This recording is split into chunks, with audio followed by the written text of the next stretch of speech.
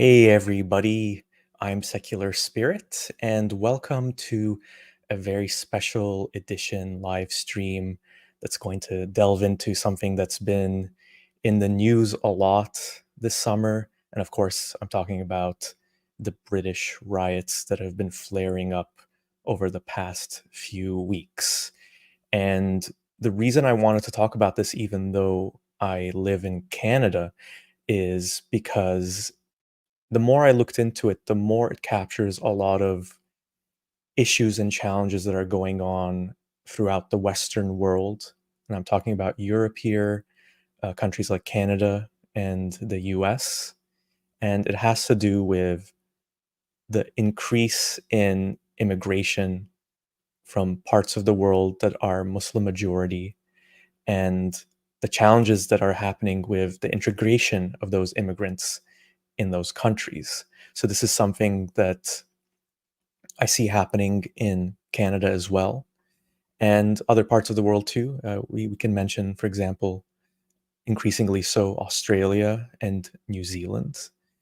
And well, I've also noticed that there's a lot of ex-Muslims, ex-Muslim YouTubers who've talked about this over the past few weeks, and many of them are people you're going to be familiar with. So, someone who frequently talks about it, for example, is Harris Sultan, who's an ex-Muslim based in Australia, and he had his also likely well known to many of you who follow my channel, his very unpleasant and contentious interview.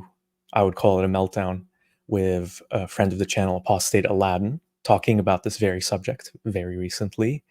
And there was a whole big panel between a few ex-Muslims, including Infidel Noodle and Zara K and Hair Sultan and Imtiaz Shams, who hasn't been active in the space for a while, but it was a very interesting conversation. And long story short, everyone had their piece to say about it, and I felt like it was important for me to also weigh in because I think it really captures a lot of the, like I mentioned before, the central struggles that happen with Muslims and the Muslim values that come with them when they're in another country like the UK, which is where all these things are flaring up.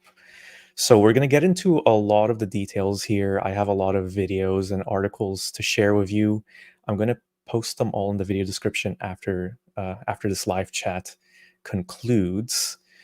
But yeah, I'm going to try and look at this as a detailed explainer to kind of sift through the main headlines coming from establishment legacy media, as well as some alternative points of view. And we're going to hear from some of the people who are directly involved in the protests that are going on right now, which that's another thing in itself. Are they protests or are they riots? Depending on who you talk to, they're going to use different words. So we're going to get into that as well. The main thing I want to do is just go beneath the surface a little bit and try to explore what's going on right below those narratives that everyone is talking about, because I think the real story is there. And I'll try to do it in as an unbiased way as possible. I really feel like I'm someone who's, you could say, in the middle of all this because uh, I am someone who is an immigrant to the Western world. I come from the Middle East. My background is Muslim, and yet I'm someone who understands the dangers, the threats, the problems of Islam, and those are the reasons why I became an ex-Muslim. And yet I still see things from the perspectives of Muslim immigrants who are coming to countries like the UK, most of them just wanting a better life. And yet it's nowhere near as simple as saying that these people are harmless either. So lots to get into there. And if you look in the live chat here, you will see that there's a question, a poll question for everyone here to answer, and you can feel free to vote now, or if you don't know anything about it, learn a little bit more and figure out what's going on with me in this live stream, and you can change your vote. But yeah, it's right there available for you if you would like to do it. So the question is, who is the worst threat for peace and stability in the UK? And your options are British Muslims, Tommy Robinson and his supporters. We're going to get into who Tommy Robinson is very shortly. both the above are equal threats, or neither, this whole thing is overblown. So we're going to get into all those positions as well that a lot of people might have. And yeah, so this is going to be like a discussion with all of you in the live chat too. So if you have any questions, or if you want to talk about anything, or if you want me to mention anything, feel free to do so. We're going to get through a lot of stuff here. I hope we have time to get through it all. So with that out of the way, let's get started with the first video that I want to share with everyone.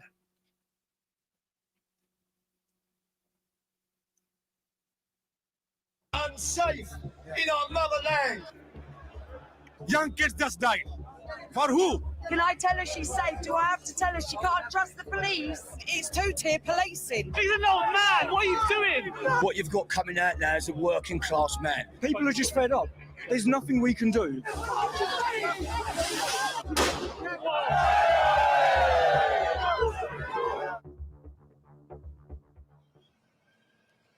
Tonight, I'll be joining the protests at Downing Street in response to the murders of 3 children in Southport. While I don't agree with the riots that occurred after, it's clear that the public are angry and had enough. I'm making this video as I was at Trafalgar Square the other day, and people told me that they were scared for their children. We're just thinking of safety of my children, my grandchildren. And mothers and fathers that are concerned for the children and their future generations. And ultimately, it's all about protecting the welfare of our children. I didn't fully grasp what they meant until the next morning when I read the news of a man murdering 3 children. The mainstream media have been spreading lies, calling these grieving people part of the EDL. The EDL doesn't even exist anymore. So tonight we're going to humanize these people and get a real understanding to why they're here. Let's go. Well, so I'm not going to get into this video more for the purposes of this live stream, but I wanted to start off with it because it just gives you a sense of how a lot of English people are feeling about what's going on. And we're going to talk about this incident of the stabbing momentarily. But the thing that really struck me when I was hearing the people talking this is that there's anger and frustration, and beneath it all, a lot of fear about what's going on in the UK. And so what is the reason for this fear and this anger? This obviously isn't something that started really recently. This is something that's been brewing for a long time to reach the point where people are protesting like this, where people are coming out with flags and voicing their opinions so angrily. And it's really worth it, I would say, to check out the channel of this person, if nothing else, but to just get the perspective of someone who's actually filming on the ground and talking to people. So the channel is called Wesley Winter, and this individual has done a whole bunch of videos about this. I don't necessarily agree with everything he says, as we're going to get into later on in this live stream, but it's important to get that perspective just to understand things a little better. So yeah, let's first start by just going like with a very basic, granular explainer of what exactly is going on. So let me pull that up here just a moment. Okay.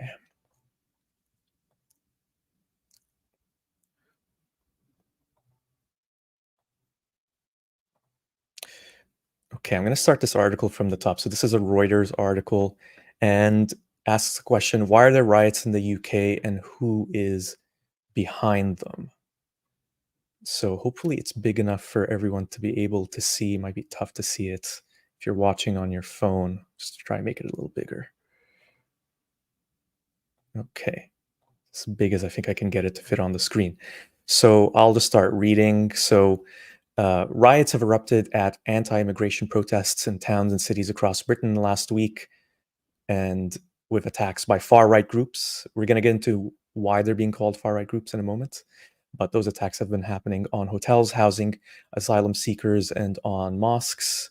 Why did the protests begin? So on July 29, 3 girls aged between 6 and 9 were killed during an attack at a dance event for children in the seaside town of Southport in northern England. 8 other children and 2 adults were hurt. police arrested a 17-year-old male, and false information circulated on social media that the suspect was an Islamist migrant, which led to violent anti-Muslim protests in Southport the following day in an attempt to attack the town's mosque. The teenager has since been charged with murder and attempted murder. Police said he was born in Britain and have not treated the attack as terrorism. So what later came out about all this was that this individual who committed this like horrible attack was actually someone who came from a Christian background. His parents were from Rwanda, and so those early rumors that this person was a Muslim were completely unfounded.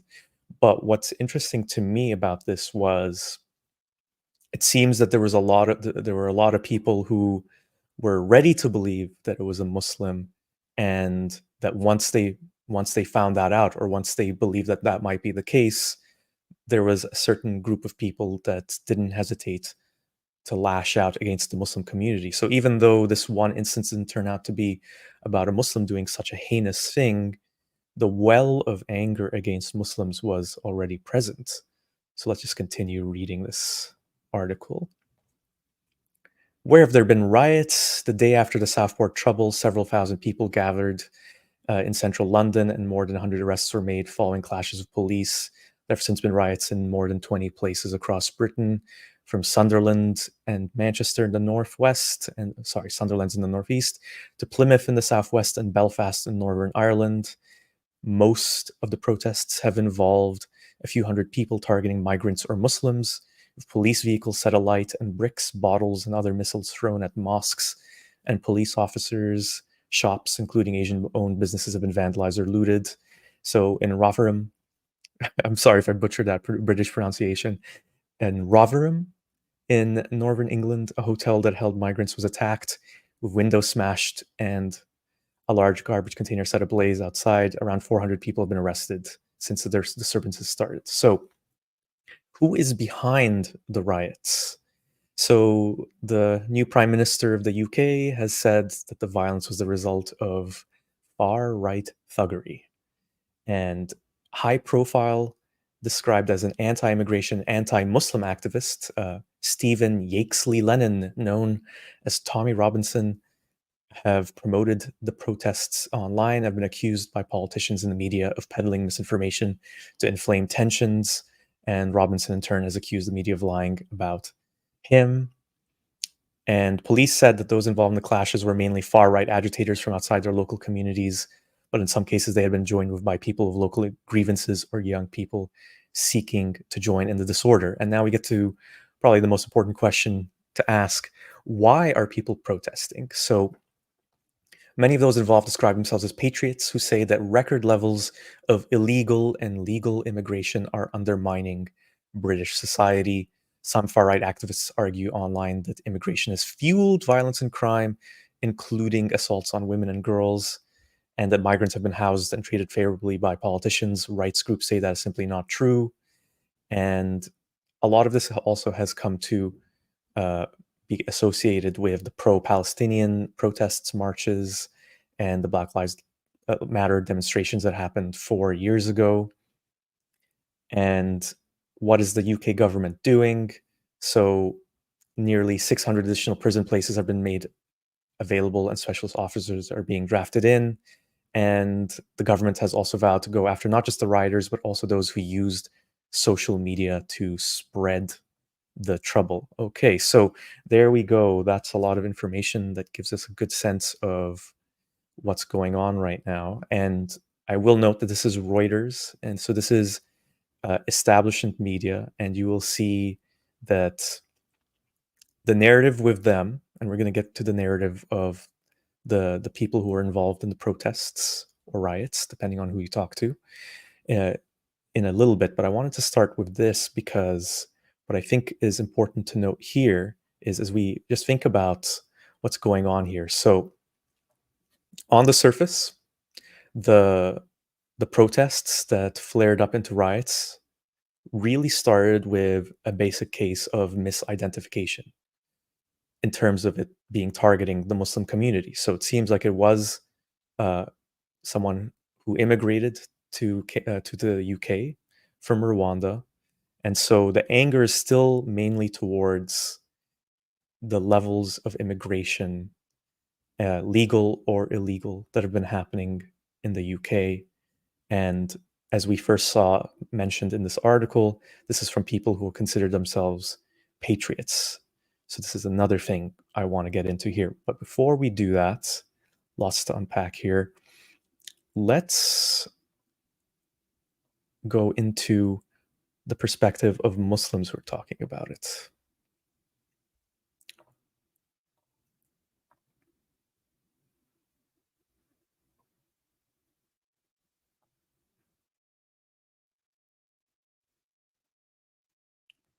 If I can find it, here we go. All right. So same thing, I'm going to try and zoom in as much as possible so you can see, but I'm going to read out the most important parts. Okay, so the headline on this one is how UK's deep-rooted Islamophobia problem stoked far-right riots. So again, this is being attributed to the far right, and in the subhead it says, anti-Muslim sentiment simmering under the surface of British society, experts and religious groups warn. Okay, or let's get into this one now. More ugly scenes have unfolded on the UK street as police continue to grapple with a wave of far-right disorder across the country. So violence perpetrated by anti-immigration rioters have seen police officers injured with objects such as bricks, chairs, and bottles thrown at them. Condemnation from MPs across the political spectrum. More marches planned in the coming days. Experts have warned such demonstrations are being driven by deep-rooted Islamophobic sentiment among some sections of the population. Catalyst was that killing of those 3 young girls in Southport. And as I mentioned earlier, the person who turned out to be the one accused of the attack was born in Cardiff, a 17-year-old, lived near Southport, but false claims spread online. The suspect was named Ali al-Shakati, which sounds like a Muslim name, and was an asylum seeker of Muslim faith who had arrived in the UK by boat in 2023. So that was proven to not be true. And all right, so now let's hear from some of the people talking about the Islamophobia element of this. So what is happening is a direct result of years of normalized racism and Islamophobia enabled by politicians in the British media. A charity spokesperson said there's been an upsurge in Islamophobic incidents and rhetoric in recent years. Race and religious hate crimes are high, with Muslims being the most targeted religious group. And let's scroll down here. In March, Muslims in Britain reported that they are too scared to leave their homes after dark, as new figures from a London charity called Islamophobia Response Unit showed the number of Islamophobic incidents skyrocketed by 365% since the October 7 attack on Israel by Hamas. In response to the unrest, Qari Asim, chairman of Mosques and Imams National Advisory Board, said Muslims around the world are deeply worried and anxious about the planned riots by the far-right groups across the country. He said this intimidation and violence is the inevitable, devastating outcome of rising Islamophobia that has been enabled to fester on social media in parts of the mainstream media and by some populist leaders. Okay. So now we get the perspective of Muslims who are really afraid about what's going on. So, like I mentioned in the beginning, when you just hear the opinions of the people who are going to the protests in the first clip I played, there's a lot of fear. There's a lot of concern. There's a lot of frustration bubbling on the surface. And yet the same seems to be happening on the side of the Muslims. So what's really going on here? We're going to get into it. Don't worry. The next thing I wanted to cover is an example of how this is being shown or explained outside of the UK. Like, what's that narrative exactly? So I'm going to pull that one up here as well. Let's do it. So This is a video I found on Rumble. So I don't know if there's any of you who don't know what Rumble is. The best way to think about it is it's like an alternative YouTube that hosts a lot of content creators who perhaps have actually been blocked or banned from YouTube for their views. I could be wrong about this being a good example, but one example is that I can think of is Alex Jones, the American far-right populist, conspiracy theorist, and his InfoWars network. And if you scrolled through Rumble, you'll recognize a lot of other familiar names that are traditionally aligned with the far right or against what they might call a left-wing progressive wokeism. So the reason I wanted to look there is because we've heard from the establishment media. The last article was from The Independent. We heard from Reuters, but I want to hear what other people are saying. So let's play this little clip, and this one is from a news channel, a news show called The American Journal. Children get murdered after a years-long conflict between the British people and its government, as the British people desperately express through voting and protests and all sorts of other things that they don't want their country swamped by violent foreigners, only to have their protests shut down, their speech criminalized, their activists jailed, and their daughters stabbed. They actually decide to riot for once.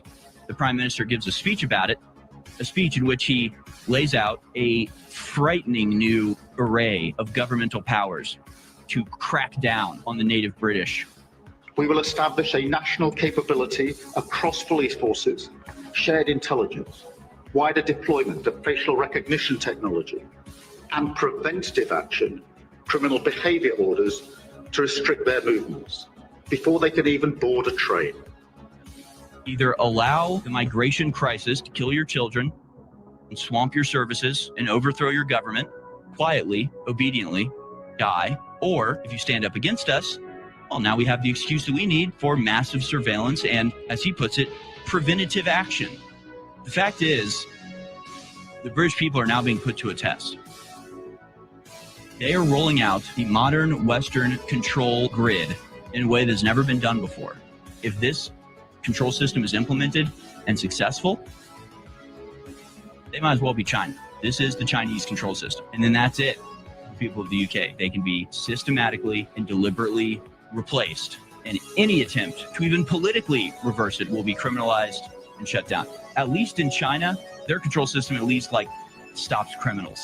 UK control system is there solely to stop the good people from stopping the criminals. It's all lies. Just send them back. The only possible solution to this is to send them all back. The UK's over forever. Okay, that was a tad dramatic, especially with the music. So these are the kinds of ideas I've heard, not just from this person, that I've heard in little clips on TikTok and other parts of social media, talking about the situation going on in the UK. Space Elia, good to see you. So according to Space Elia, drama queen a little bit. Well, what I think really scared me with what that individual was saying was the whole thing of send them back, send them all back. So I don't want to summarize the position of people who are protesting yet before we just hear or just read a couple more things, and then we'll get into my thoughts on both sides of this thing. I just want to make sure that we all have that information first before we get into that. So let's now talk about a name that has become, and I'll be honest here, before I would say a month, maybe a little over a month ago, I had never even heard of this individual, but he's been active in the space for a long time in the UK. He's much more well known in the UK, and that's a name that has been mentioned a few times, and it's Tommy Robinson. So who is Tommy Robinson exactly? Let's find out.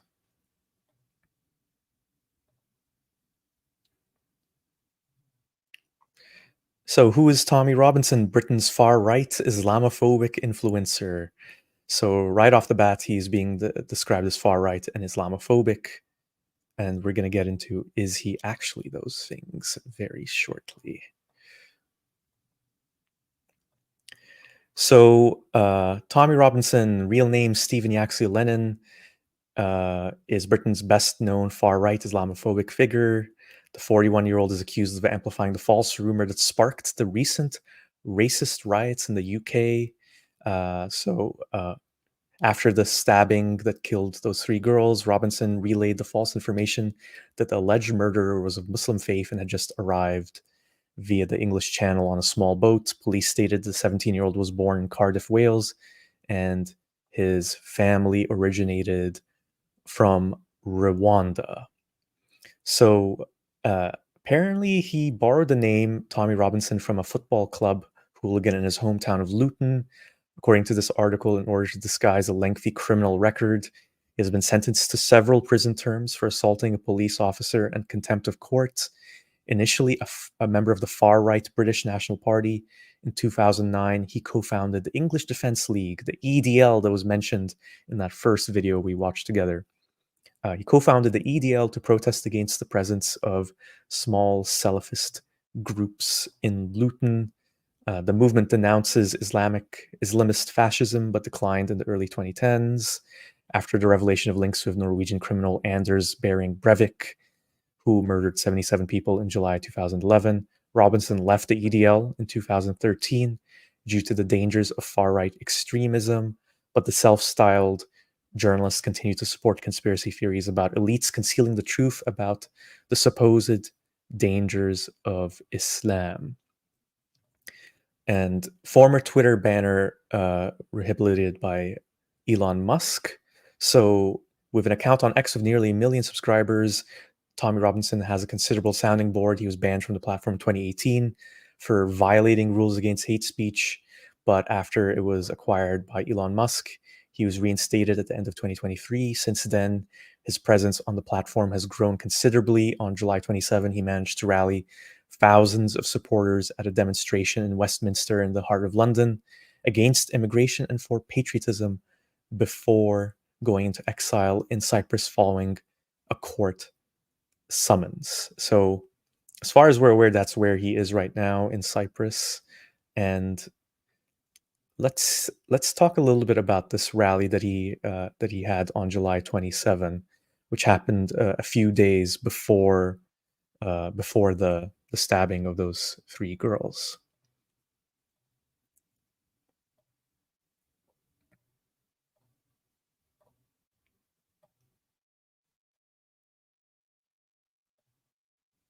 Part in a far-right protest in central London this afternoon, led by activist Tommy Robinson. There's also been an anti-racist counter-protest nearby. Well, Sky's Martin Brunt joins me now. So, Martin, we've had these 2 rallies in London, not sort of, it was made sure that they wouldn't meet necessarily, but how have things gone so far? Well, Tommy Robinson, the far-right activist, had been urging his supporters for weeks to turn out today. He said it would be the biggest day of his life and of theirs, and a lot of people did respond. Something like 9,000 or 10,000 of his supporters marched through central London, a short march to Trafalgar Square. He said that this would be a day when the world would finally listen to their voice. Their main chant was one of, "We want our country back." It was largely peaceful. It's not over yet, but the police feel that things have gone without any huge incident. There were, amongst his group of supporters, though, some very offensive anti-Muslim chants. During the afternoon, we did speak to some of his supporters. I actually had most of my... The government that's installed are not acting in the best interest of the people. They're not even listening to what people want. So I want to know what can be done about that. It just seems like you can't vote your way out of it. Whoever comes into power, they just operate under the same agenda, it feels like. So the people don't have a voice. So I feel like this is the best chance people have at having a voice, is coming to a gathering like this. But I'm still not really seeing what can be done about it. No one's talking about that. You know? I've already seen this film. I want to know what can be done. That's why I'm here. Today's protest is about everyone's dissatisfaction with how we're being governed. to be honest. People are just fed up with not having a voice. I know there's a lot of people say that this is a racist thing and all that kind of thing, but I don't see that. I just see ordinary people who are just fed up, don't seem to have a voice. There was a counter-protest, far fewer numbers, in their hundreds rather than their thousands. Stand up to racism. That was the general banner for those counter-protesters, carrying banners with slogans such as "No to racism, no to hatred." We spoke to some of their supporters.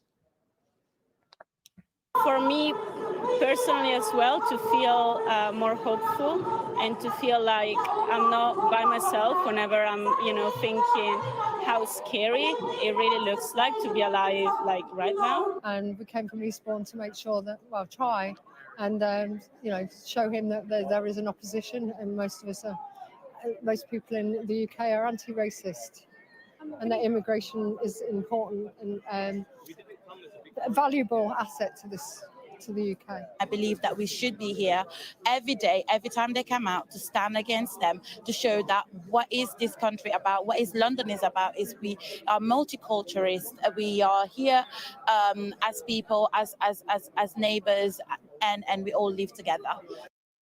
The Metropolitan Police had 1,000 officers on duty. Okay. So now, before we get to a few things I just want to say in terms of analysis, I just want to hear from this individual himself, Tommy Robinson. So he's done a lot of media in the past few weeks. He's had a really busy summer. And one thing he did, I'm not sure exactly when he had this conversation, but Tommy Robinson was in Canada. And I assume while he was in Canada, he spoke to Jordan Peterson. And with Jordan Peterson, he talked a lot about his main, primary concerns of what's going on in the UK. So I think it's important to hear from him directly as well, instead of just what media and other people are saying about him. So let's watch a little bit of that now.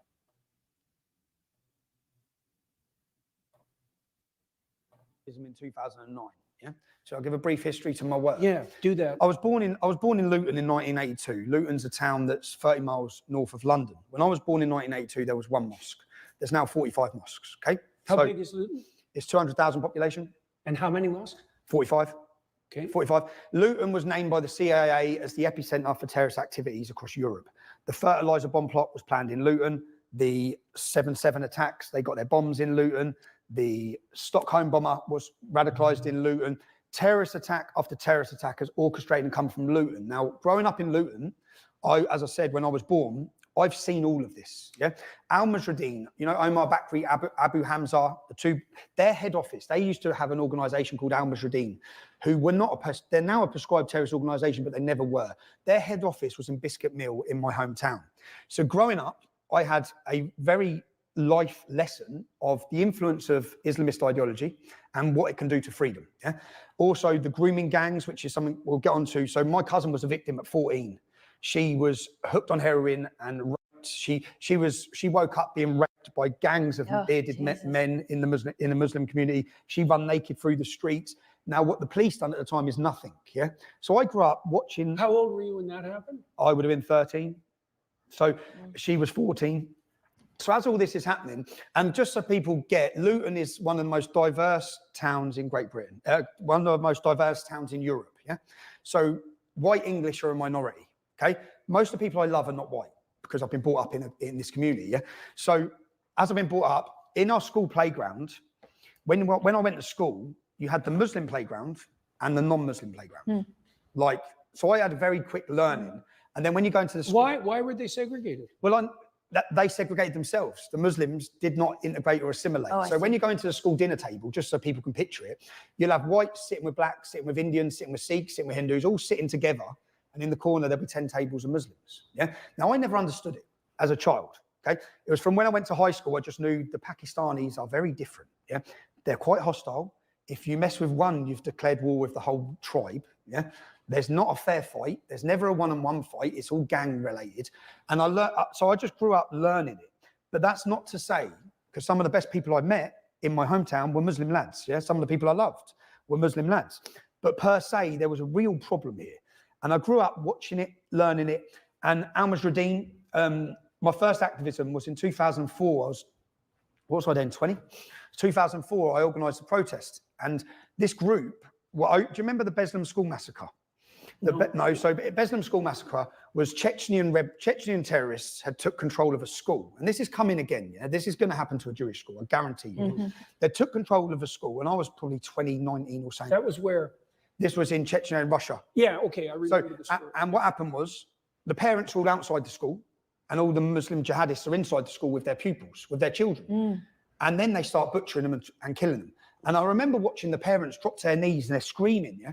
And I remember watching it thinking, what is this? This isn't one man that's gone in and done this. This is a whole group of people. So what, and then I had to understand what brings someone to do that. And 2 weeks later, I saw an interview in a chicken shop in my hometown of Luton with a man called Saif al-Islam, which translates as Sword of Islam. He was second in command of Al-Masradeen, the group, yeah, whose head office is in my town. And I saw him saying an attack like that would be justified in a British school. And that was my wake up. I said, who's this man? And I looked him up. Who's his group? And I looked up who they were. And then I looked up Omar Bakri. And then I started understanding their ideology and trying to work out. And then for me, these are a danger. Yeah. So then I organised and I looked, and they used to have a stall set up. So we have a Don Miller's Bakery, a famous, it's like your Tim Hortons. Yeah. We have a bakery chain in Luton Town Centre. And every Saturday, this terrorist group are there openly promoting hatred. Yeah. Just openly sending people to fight for the Taliban, recruiting people. So the Stockholm bomber, who was an Iraqi Muslim who come to university in Luton, was a nice young man till he come to Luton. Yeah. Then when you're vulnerable at your most vulnerability, away from home for the first time, in university, they pounce. Yeah, that's typical cult behavior. This is what, so they pounce. Yeah. And they got him, and then he went and blew himself up. Yeah. So these groups have been operating. So I organised a protest called Ban the Luton Taliban. Yeah. And I actually, I gave a presentation at Oxford University. When was that? That was 2004. So I gave a presentation at Oxford University because I made leaflets. And if you dig up the leaflet, which I'd done for my Oxford University presentation in 2004, my rhetoric has never changed, okay?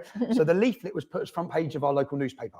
And what I said is, whites and blacks are being religiously and racially targeted in this town, yeah? No one's doing anything about it. There's a total two-tier policing operation in this town where they get away with what they want. The Islamic community get away with what they want. The police do not know how to deal with these problems. I went on to say that they use drugs as a weapon against our community to get our children into paedophilic practices, which is what's now known as grooming. Now, when I made this, and I was a young man, yeah, and I organised it with my friends. We go to football together. Luton's one of the most, it was voted the roughest town in Great Britain. Yeah? It's a rough place. But what makes it rough? They were hat makers. We were hat makers. What made you rough? That's all that mercury. That's the history. Oh, maybe. Yeah. Luton's it's a poverty-stricken town with a lot of problems, regardless of Islam. Luton has a lot of problems. It's a rough environment. The levels of violence are as high as anywhere in the UK. But what you grow up thinking is normal actually isn't normal. You grow up with a level of violence in your school, on your streets, or the way to solve things is through violence. And it's a poor town, yeah? So I organised this group. About 200 of us turned up, Englishmen. And for the first time it worked. The terrorist group weren't there. Yeah, the jihadists weren't there that day because we were coming. Yeah, and the police locked it down. But what happened from that point? The police. Tell me what they did. No, the police on this day. The police turned up. We went to Don Miller's. The group weren't there. We then held a little protest at our council building, saying we need to get rid of these terrorists. Yeah, this was before 7/7. This is before any terrorist attacks in Great Britain. The terrorist attacks we've seen, so 60% of the Muslims in Great British prison, in Great Britain's jails, are ex-members of this group in Luton. Yeah. So okay. So you actually had put your finger on them. I put my finger on them, and I named in the leaflet. What I named in the leaflet was the link between the street drug gangs we have a gang called the Gambinos. They're not very original. They're a Pakistani group, but they've called themselves the Gambinos. And 4 years later, the national newspaper. So in 2004, I named them in my leaflet and say we've had enough of the gangs with their heroin, and we've had enough of the jihadists all combining. And what happened after this was I was targeted by the gangs, not by the jihadists, by the street level drug gangs who are drinking alcohol, gambling. They're not religious. They're just out pumping heroin and controlling the streets. and prostitution. I was targeted by them. This is a wild story, isn't it? So yeah, he goes on for a couple more minutes, but I think you get the gist of it. You can find the full interview in the video description after I post this online.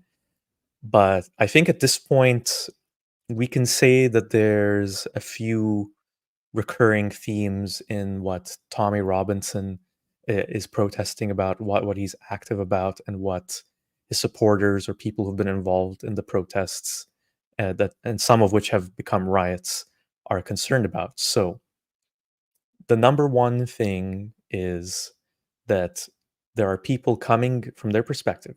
Let's do it. Try to talk about it from their perspective. There are people who are coming to the UK who have different values, different beliefs that don't fit with the ones of Britain.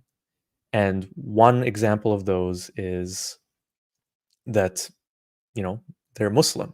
So when you're Muslim, you have a different way of treating women, treating LGBTQ people. So that's one thing, and a whole bunch of other things. But underneath that is that Muslims don't want to integrate. I think that's something that Tommy Robinson was specifically highlighting when talking about how he knows the Muslims in his school and they always sat by themselves. And I think that kind of thinking can be seen when you talk about how Muslims in a community, they build their own mosque, they have their own Islamic community center, and they tend to stick to the same neighborhoods together. I can tell you, for example, as well, just from my own anecdotal experience, that there's even instances where, especially the older generations, they don't even learn English or the language of the country that they happen to be in. So those are the things that they're talking about. And there's like an element of it too, where who are these people that are coming in? Like what are they bringing with them in terms of beyond just religion, but in terms of what they want to do? Like, why are they coming to those countries? Like, are they, there's fears that they're coming here to sow discord, perhaps. But I think if we want to go even deeper down, I think there's a fear that the Muslims, the immigrants, are coming to those countries because they're trying to replace the locals, the natives, which is a word I've seen being used by some of the protesters. They consider themselves the natives, the patriots. And so what you're going to hear on social media, if you do just like a little bit of diving, is rhetoric about how the UK is becoming a Muslim country. The UK is being Islamified. And as we saw from some of the clips earlier, there's this fear, this concern that the natives are losing their country, that they're going to be replaced by these immigrants. And that these immigrants, and let's talk about Muslims specifically, are going in there because their aim is, especially if you listen to what Muslims believe about, us all being really Muslim deep down, Islam being the truth, and that Sharia law, the Islamic law, is the law that is of God, the creator of the universe, and of course we should all follow it. Then the fear is that Islamic Sharia law will replace the laws of the country that they happen to be in this instance in the UK. And listening to the experience of Tommy Robinson, whether fully true or not, what I took from it was that he saw some of these Muslims who seem to not really be practicing what Islam teaches, because they're criminals, they're getting involved in like really harmful things in terms of targeting young women. These people are the lowest of the low. Like they're a criminal element. They're gangs. They deal in drugs. They're violent. They're essentially gangs operating in the UK. That's his perspective. And so when you combine all of these things, I'm looking at it from the perspective of someone who would be attending the protests, the rallies that Tommy Robinson organized. More and more Muslims are coming in. More and more immigrants are coming in, legal and illegal. It's changing the landscape of the country. Perhaps it's something that manifests in seeing more mosques, in hearing more foreign languages when you're walking the street, maybe more restaurants from Muslim majority countries, Pakistani restaurants, Indian restaurants, probably is a thing as well, even though that's not a Muslim majority country, but from those kinds of places. And then there's incidents that might be happening with your children at school when they're interacting with the Muslim children of the Muslim immigrants. So combine all of these things, I think there's a genuine fear that's coming from a lot of these people that they really feel like they're losing their country. And if we want to push it to like the hyperbole that possibly, as because Muslims are still a minority in the UK, that the day will come when Muslims might be the majority, and when they're the majority and then they start getting elected to positions of power, that the natives will become a minority, and the Muslims will rule and control everything. And you can kind of see the alarm bells that rose up on social media when the mayor of London, I can't remember his name right now. Maybe you can tell me in the live chat. I think it's Sadiq Khan, first Muslim mayor of London. And then I recall I talked about this on the channel earlier this year, but when Easter was happening and Richard Dawkins, noted atheist Richard Dawkins, was asked about Easter and if he viewed the UK as a Christian country, one of the first things he talked about was how there are Ramadan lights strung up in a very prominent place in London, and how that just felt wrong. And so you have that element too, where there's all these little elements of Islamic culture, language, religious practices, mosques seeping in, and people are getting scared.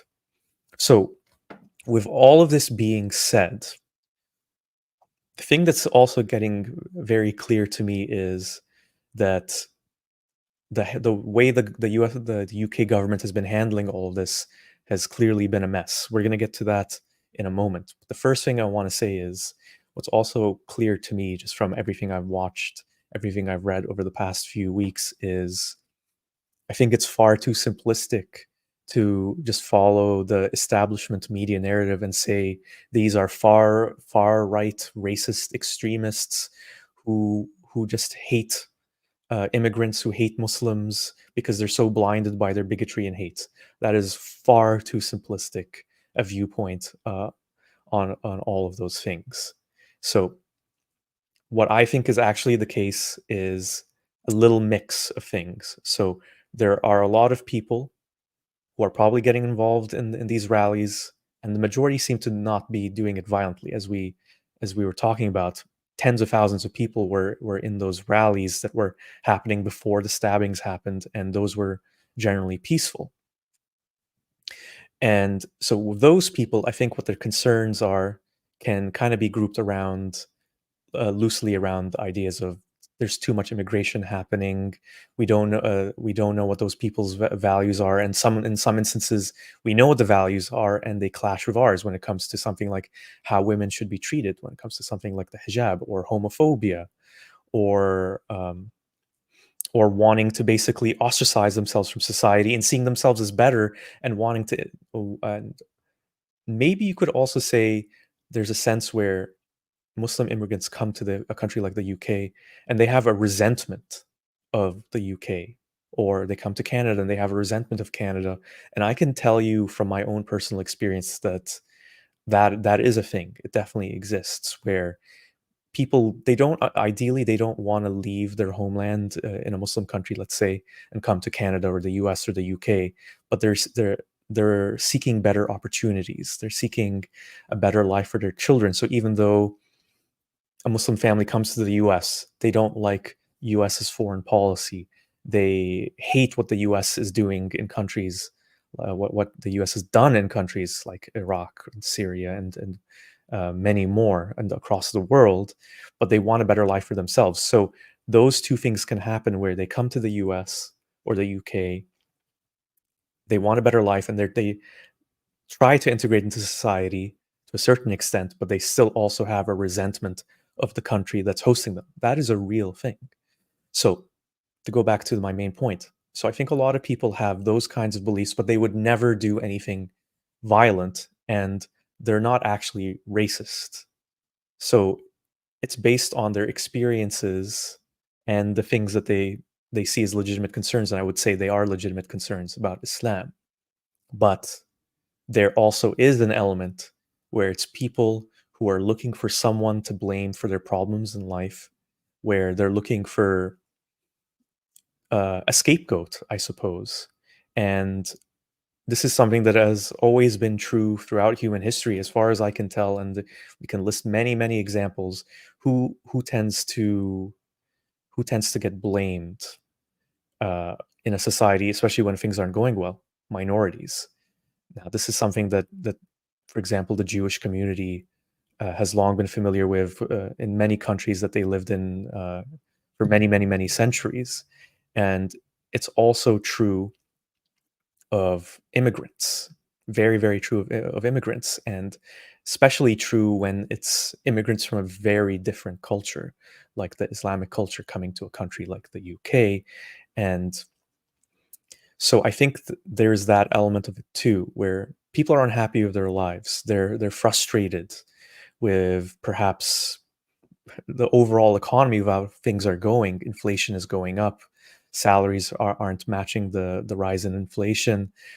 Jobs are getting lost, and they're being exported to other countries, perhaps in some cases Muslim countries. And so people are feeling less and less power. They have less and less opportunity. I could talk about a country like Canada, where for someone my age, I'm under 40, to be able to afford my own home is becoming more and more more and more impossible. And one of the things that you hear as a common rhetoric in Canada is that immigrants are coming, or foreign investors are coming to Canada. They're coming with a lot of money, and they're buying up our real estate. So this is how they look at it. And in my experience, it's never really a simple thing as, well, it's immigrants coming in, or immigrants are taking our job, or they're spending all our tax money is going to the immigrants.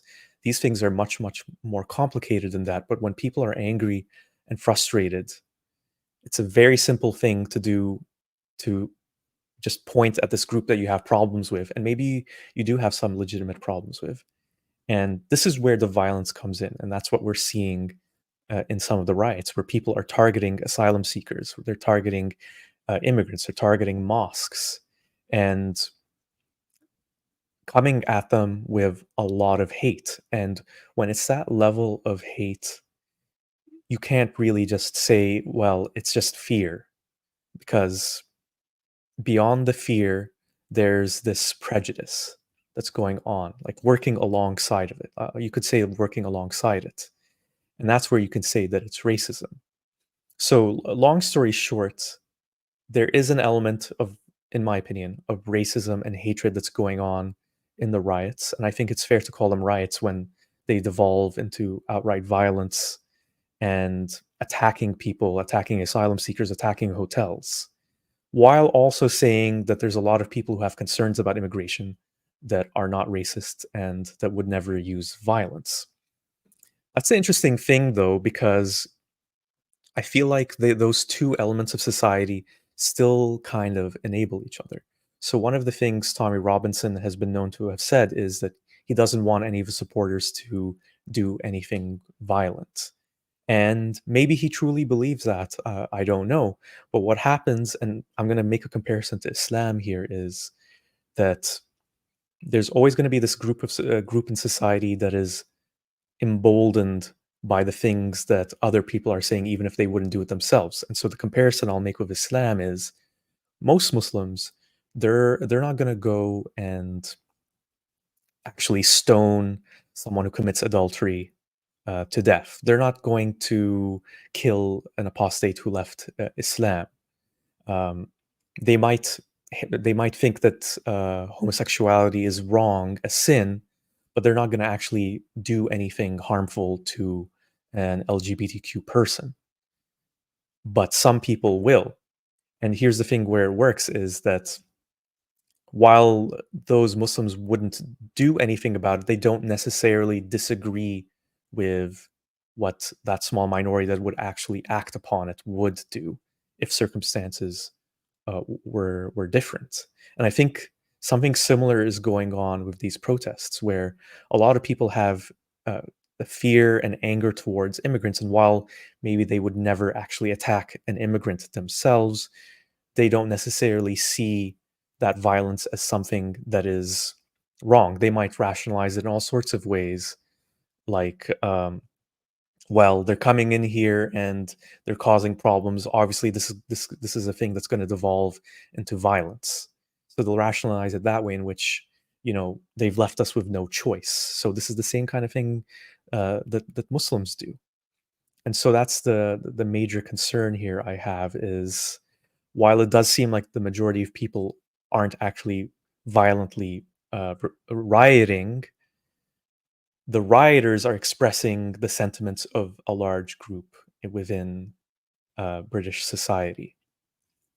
So now that we have that out of the way, I want to talk about a really key question. Like, what is the threat of Islam in a country like the UK? This is a really important question, because it doesn't have like a simple, straightforward answer, in my opinion, of saying, well, Muslims will come in, and once they have enough people, they will institute Sharia law and they'll try to start a caliphate in the UK, and suddenly all British women will be in hijabs by law and that kind of stuff. I think that's far too simplistic and extreme of a thing to worry about. What I think the concern is with Islam, and it's something that we're seeing, again, like I mentioned at the very beginning of the live stream, the concern is, how do we integrate people coming from different parts of the world who have different values, and values that I would say, someone like me would say, are clearly wrong and clearly harmful? This is a really, really big dilemma, because like a lot of these kinds of problems, there isn't one quick and simple answer. But I think the first thing we have to do is we have to separate the ideas of Islam, the teachings of Islam, from the Muslim people themselves. This is something I talk about on my channel over and over and over again. We have to remember that Muslims are the biggest victims of Islam. In many cases, these are people who've been indoctrinated by Islam all their lives. And when it comes to asylum seekers, immigrants coming from impoverished countries, they're coming from horrible situations, usually very desperate, and really, really eager to seek a different life. They might not know much about the country that they're coming to. They just want a better life. And I think it's really important to be able to separate those two things, the teachings of Islam and the Muslim themselves. So every person should be judged on their actions. And so if someone is doing something horrible to, let's say, their daughter or their wife or other people in the community because of Islamic teachings, they should be punished. But the focus should be on why they're doing that thing, not on the action itself. And this is where I think we have the best possible route to integration of, let's talk about Muslim immigrants specifically, into a country like the UK. I think it's really dangerous when Muslim communities start sprouting up in a place like the UK, and they stick to themselves. They don't really interact with non-Muslims beyond superficial interactions, like buying a coffee from a barista, or maybe having superficial work relationships with your colleagues at work. And instead, they spend a lot of their time with their family and friends who come from their same background. They go to the Islamic Community Center, which is only Muslims from their background. They go to the mosque. They might even do sports-related things. They might get involved in gangs in some instances, when some of them turn to crime. And that's really dangerous, because especially if those people are economically disadvantaged, that's where resentment can seep in and grow, and there can be a hatred towards the let's say the British people, like the British white people, if they want to word it that way. And then because the problem of that is the resentment goes in both directions. When we think back to Tommy Robinson's example that he mentioned earlier of noticing that the Muslim kids all sat separately in their school, that kind of behavior, that kind of interaction, it didn't happen overnight, and it's something that it feeds. It's like a vicious cycle. So let's say you're the new kid in school, you're likely only gonna feel comfortable. You're gonna be afraid because you're in a new surrounding. Maybe you don't know the local culture that well. You don't speak the language that well. Uh, you're going to naturally want to find comfort and solidarity with people from your background. And as that fear and lack of understanding grows, and then the separation grows, more Muslims come, they separate themselves more. The so-called British natives separate themselves more. Both sides start believing the worst possible thing about each other, start generalizing and stereotyping each other, and then it really does cause like a major rift in society.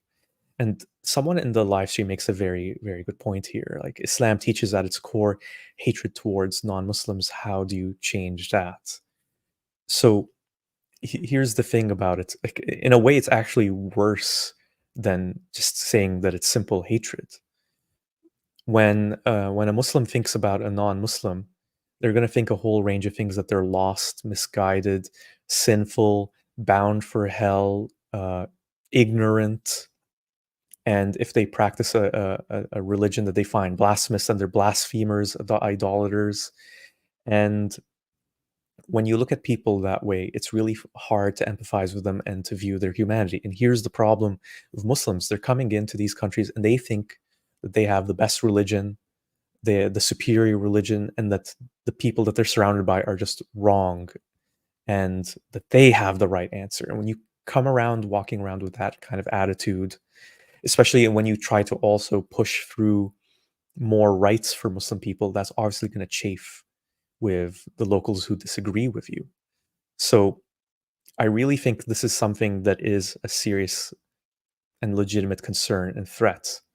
I think when we talk about the UK becoming a caliphate, an Islamic Sharia state, or where there's going to be a separate section, like a mini Islamic UK within the UK where they operate with Sharia law, I think that's pushing things into hyperbole.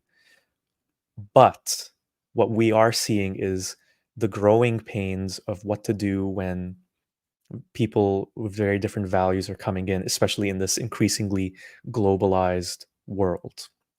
So the next thing I want to talk about, and there's, as you can see, there's so much to talk about when it comes to the subject, is, and I think this is an important thing, it's where the concerns are coming from and how they're being presented. So we talked a lot about the perspective of the British and protesters who are worried about immigration, and I've been trying to be as accommodating and fair to their position as possible, and saying that they do have legitimate grievances about Muslims coming with different values, harmful teachings as well, and how there definitely is an element of those Muslim immigrants coming in that don't really want to integrate into society and think that they're superior to the society that they're moving to. But where are those people who are complaining, who are voicing concerns, coming from? And this is where I think I'm a little scared, because when I hear the way people talk, again, I mentioned earlier, not all of them are racists. Not all of them are just blindly hating Muslims just because they happen to be Muslims, or foreigners, I should say. But when you hear what some people say, it's concerning. I'm going to pull out a few examples here so you can see what I'm talking about. Let's start with another video from Rumble, and this one, you're gonna recognize this. Some of you might recognize this individual. He hasn't been around in my what's the word, in my sphere lately, so I haven't been aware of what he's been up to.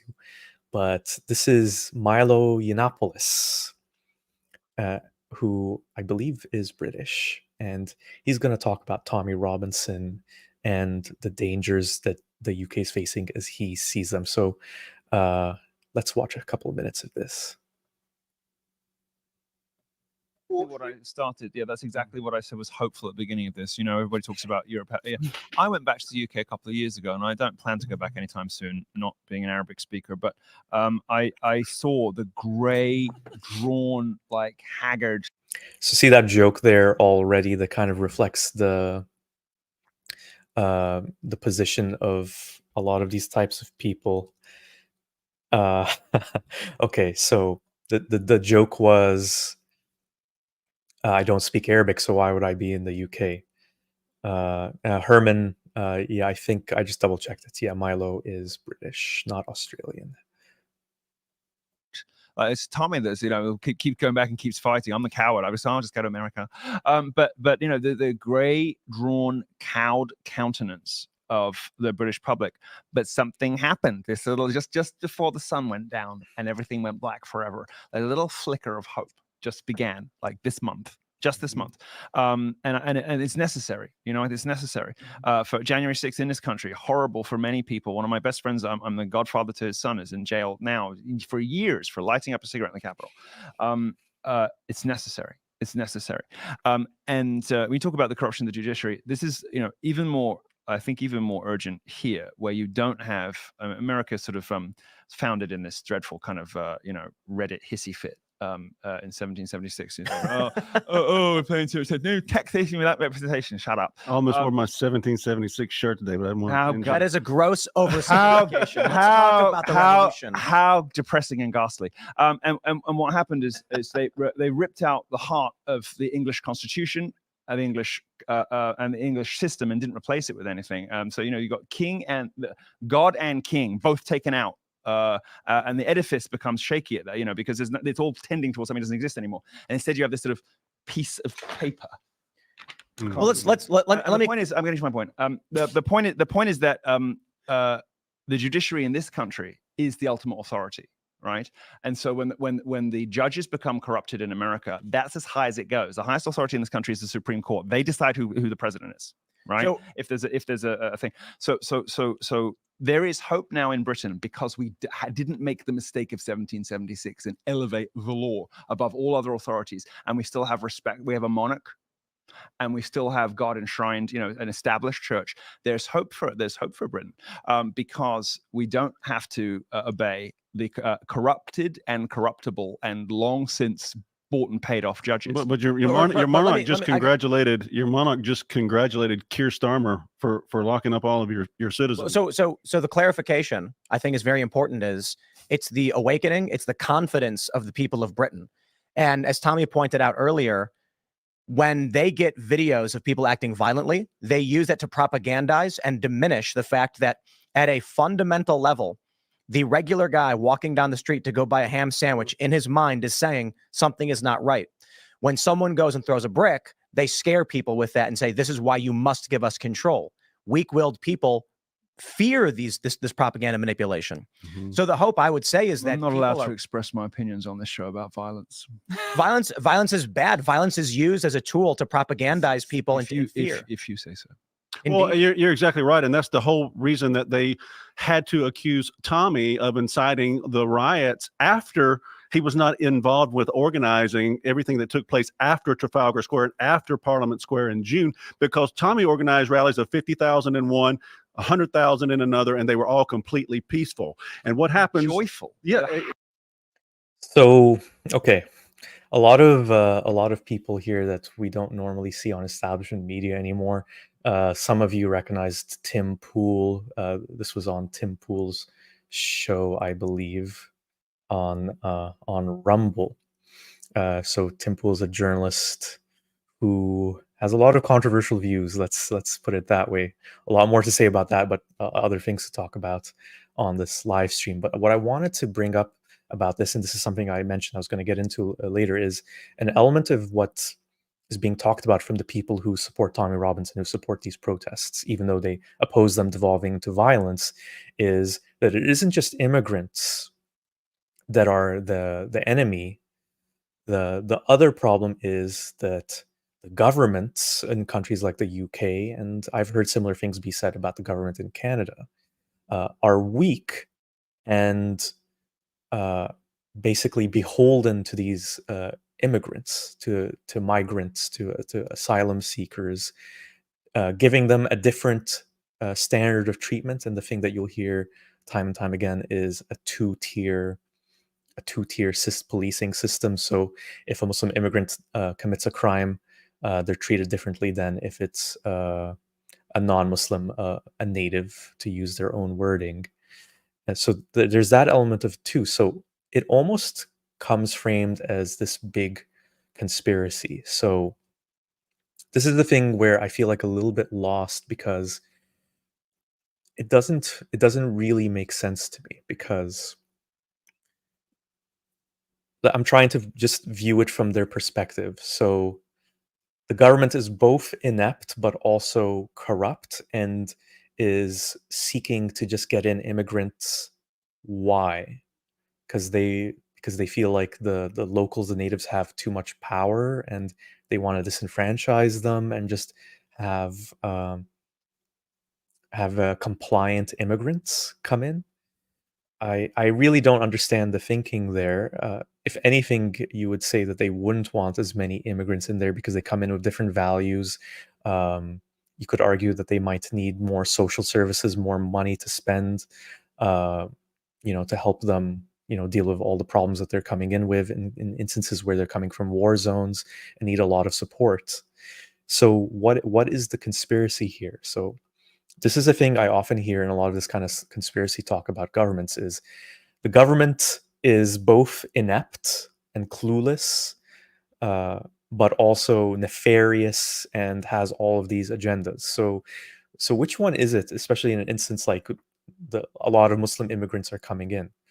I think, again, this is something that can't be simplified. So Space Elliott makes one point: the government is pandering to immigrants because they're a large voter base, and so they take in more to get more votes. So that's an interesting point where you could say that's true to a certain extent, maybe with the left-leaning governments. But again, as someone in the live chat mentioned earlier, I think, I can't remember who it was, but let's talk about Muslims. They come across the spectrum. Some are progressives, some are very conservative, some are centrists. So I don't think you can bank on immigrants in that simplified a way. And you could also make the argument that you can pander to locals in the same way, which is what politicians are doing. So I really don't think it's as simple as either of those things. The government is inept and doesn't know what they're doing, or that they're evil and they're bringing in all of these immigrants for unclear purposes.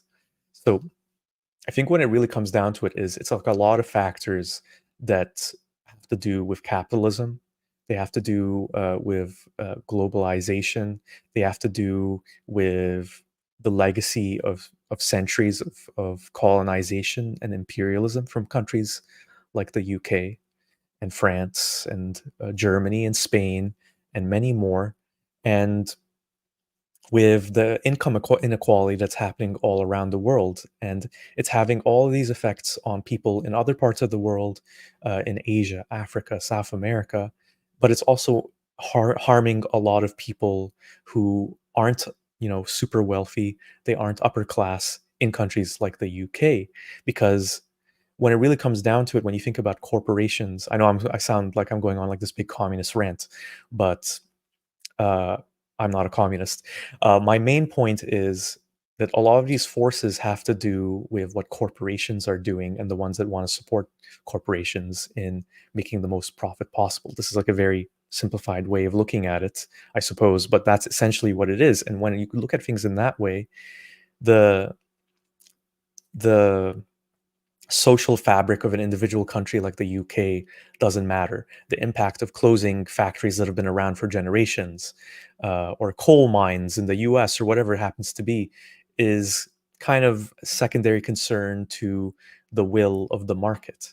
And I really do believe that when you combine the impacts of imperialism and colonization that ravaged the infrastructure and capabilities of a lot of countries in the Middle East, Muslim majority countries, a lot of countries in Africa, and where they're still recovering, they've never really fully recovered.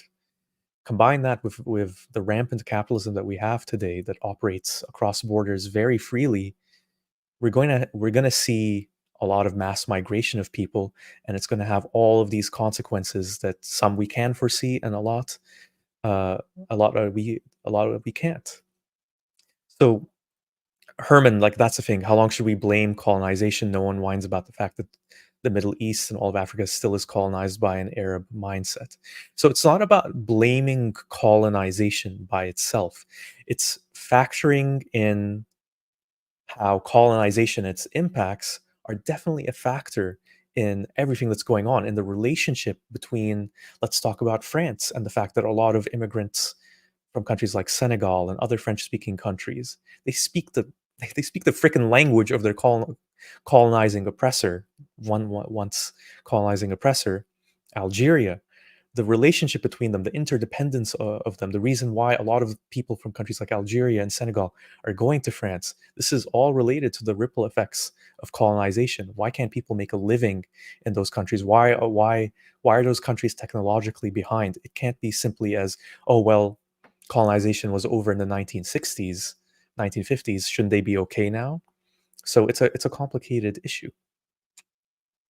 So I wanted to bring up that point just when we're thinking about what Milo Yiannopoulos and co were saying here. And now, man, we're at an hour and 15 here. I will have to stop soon, maybe like half an hour. But the other thing I wanted to talk about is the use of language by a lot of people who are involved in this space. So this is something that came up in a very big way in the discussion. I don't know what to call it. The devolved discussion between Apostate Aladdin and Harris Sultan, and it was on the usage of certain words by people like Tommy Robinson who are involved in these protests. So I'm going to pull up an article here. Let me just find it here a moment.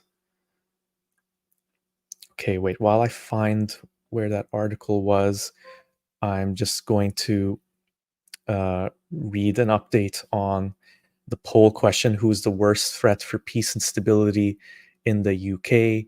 British Muslims, Tommy Robinson and his supporters, both above or equal threats. Neither. This is all overblown. So British Muslims is winning with 47%.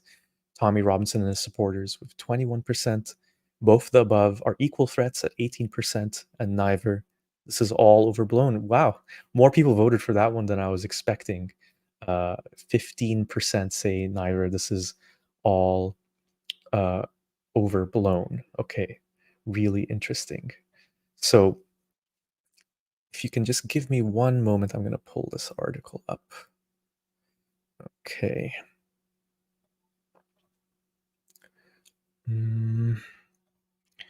Okay.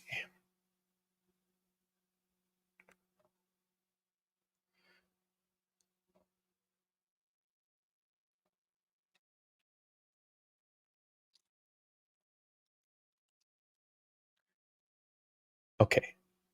Think I got it.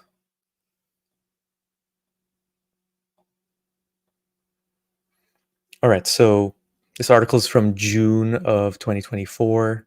What we know after Tommy Robinson was arrested in Canada. So Tommy Robinson has been arrested in Canada on suspicion of an immigration offense after giving a speech in Calgary. And in a video taken by outlet Rebel News on Monday, officers told the anti-Islam campaigner he was under arrest for an outstanding arrest warrant. Taking a swipe at Canada's Prime Minister, Robinson said, F Justin Trudeau to the camera as he was put in the back seat. And he talked a little bit more while he was traveling in the car. So while traveling in the car, Robinson demands more information, with officers telling him his arrest had been ordered by the director of the Canada Border Services Agency. Robinson can be heard telling the officers, "Ain't it mad how tough you get with immigration on the wrong people? It's mental, innit? You act like absolute spineless cowards as a country letting every bloody goddamn effing Abdul or whoever into your country. You don't know anything. You don't know nothing about them, their criminal histories or anything, or their ideologies, and then you turn up mob-handed for me for giving a talk at a seminar. So the thing I want to point out with this is that he used the term what was it exactly? Every bloody goddamn effing Abdul. So this is one of the things that Apostate Aladdin brought up with Hair Sultan, and the key thing here, and I've seen snippets of other terms being used by people involved in the riots.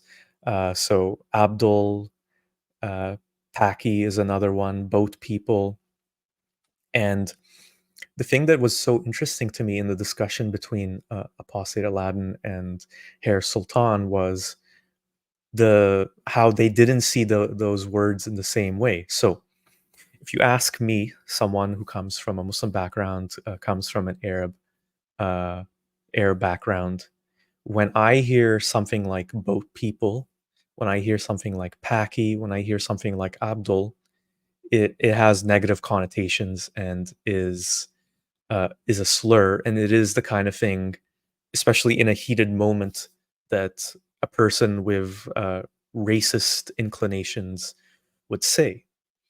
So, in my opinion, the fact that Tommy Robinson said that reveals that, at least to a certain extent, he has some racism in terms of his motivations against Muslims or immigrants in general. But what was well, so Momo says these are slurs. Hair Sultan knows this and is a sellout. Okay, so I'm not going to get into that specifically of if Hair Sultan is a sellout or not. But what I will say is that from his perspective, he didn't think they were a big deal. And what I find so fascinating about that is that this is someone. So in the case of Hair Sultan, this is someone who comes from a background where people have been called those things for a long time in countries like the UK.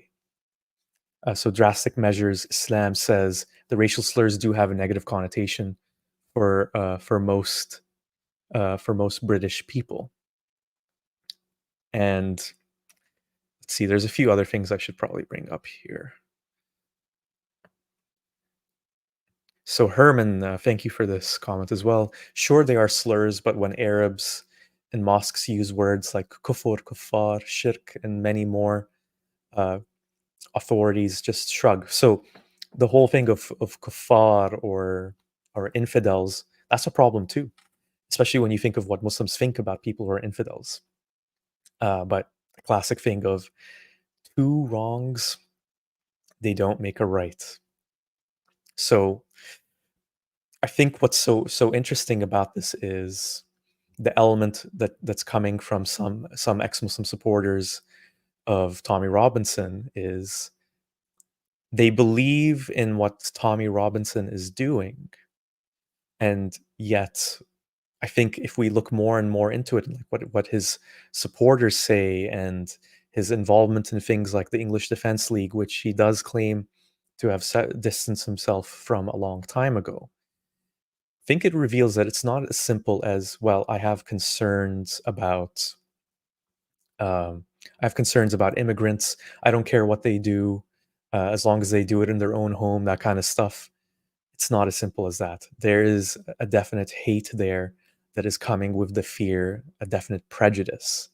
And what makes it so odd to me that there's people like Hair Sultan that are supporting someone like Tommy Robinson is you're someone who is negatively impacted by those kinds of words. And you're also someone who will be looked at, will be painted with the same brush by some of the people who are rioting, because it's not as simple a case as, oh well, this is a Muslim, he's a bad one, but oh, this one is a non-Muslim Pakistani, he's one of the good ones, we're okay with him. I think the fear and the hatred goes beyond just those kinds of nuances, unfortunately. And it's something that's like really, really sad, I gotta say. And the only other thing I would want to add to this is that there was another discussion between Paul Said Aladdin and Harris Sultan, and it was about this notion of British values. So basically, the discussion was coming from Harris Sultan, and I've heard this from others too, supporting Tommy Robinson, is that these protesters, they're natives who are patriotic and they just want to defend British values. So what is British values exactly?